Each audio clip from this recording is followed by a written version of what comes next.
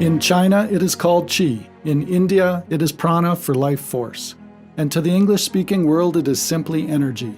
At rest, it is the potential to create, move, and act. In motion, it is kinetic. All living things rely on the transfer and transformation of energy for survival. For thousands of years, mankind has obsessed over how to acquire it, keep it, harness it, and use it.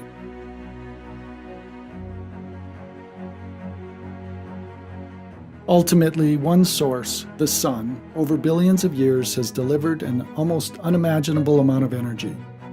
About as much energy as mankind uses today in a year reaches the Earth every hour. That tremendous energy resource has been stored under the Earth's surface in the form of carbon-based fossil fuels, and on its surface in the form of carbon-based plant and animal life. The carbon atom is the basic building block of all life. Man's mastery of energy began with plant life as the first major advance in the human understanding of energy. Using wood to cook food and heat dwellings dates back at least 400,000 years. Through many past millennia and up until very recently, wood and other forms of biomass have been the primary energy resource used by human societies. The rise and fall of societies can be linked to the dominion over wood for energy and infrastructure. During the Hellenic period, the ancient Middle East lost most of its forest by the end of the 3rd millennium BC. As a consequence, the center of trade and power in the Mediterranean shifted to Crete and the Greek world areas, as they still had sufficient reserves of timber. This allowed the rise of the great Greek Empire. Fast forward to medieval Europe, when wood was used by Britain up to the second half of the 16th century. Another energy crisis was developing as Europe was rapidly becoming deforested, and a need for a new energy source was born. Coal, easy to find and holding much more energy per unit of weight, began its rapid rise to greatness as an effective energy source, spurring on the Industrial Revolution. In the 18th century, an abundant supply of relatively easy-to-obtain coal, along with the invention of the steam engine, made this industrialization possible, thus turning the potential energy from the sun into kinetic energy. Spurred on by an ever-increasing desire for comfort, convenience, and efficiency, the search for even more effective energy sources continued, culminating in the widespread practical use of oil in the early 20th century. The invention of the internal combustion engine was the major influence in the rise of oil, displacing the steam engine because of its better energy transmission qualities and efficiency. But the conversion of oil to gasoline was not the only game in town. Michael Faraday demonstrated that electricity would flow through wire when a magnet was moved around it. This understanding is now at the center of almost all electricity generation, regardless of source, whether by burning coal, natural gas, or using a nuclear source to make steam to drive an electric generator. Alternatively, by using hydro or wind energy that drive electrical generators directly. Faraday's discovery, along with the contributions of Nikola Tesla, Thomas Edison, and others, eventually led to the electrification of societies, further transforming and modernizing daily life for billions of people.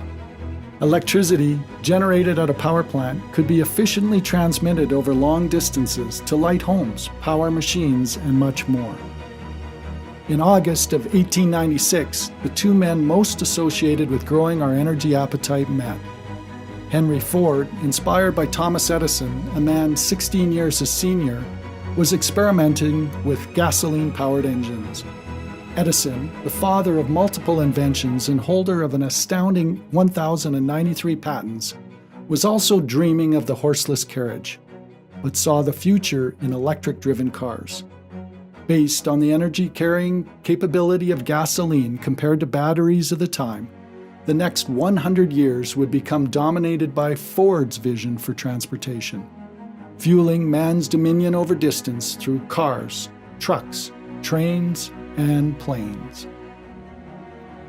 Throughout the 20th century, oil was being converted to gasoline or used as the key ingredient for what is now over 6,000 products, from cosmetics to synthetic fibers for clothing, to medicines, to food, to plastics for many commonly used products like toys.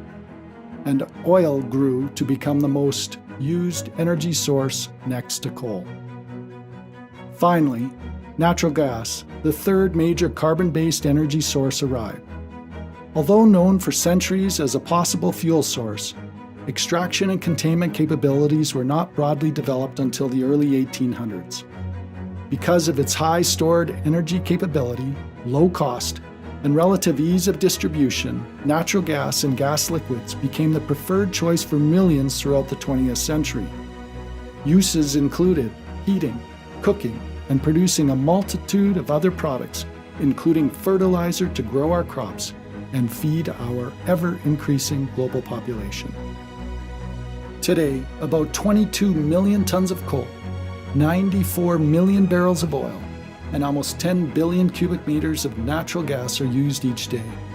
On an energy equivalent basis, about 37 years of stored solar energy in the form of fossil fuels. It is a large amount of energy used to improve the lives of billions of people, keeping us warm, supporting the growth of food for our tables, materials for the construction of our dwellings, power for our electronics, and fueling our transportation, which provides the freedom to move about this great planet of ours. These fossil fuels make up over 3/4 of human energy consumption, and as necessary as they are to modern life, we now believe that our almost inexhaustible thirst for more energy and an ever-increasing modernization and industrial development seems to be upsetting the delicate Earth balance of atmospheric carbon dioxide.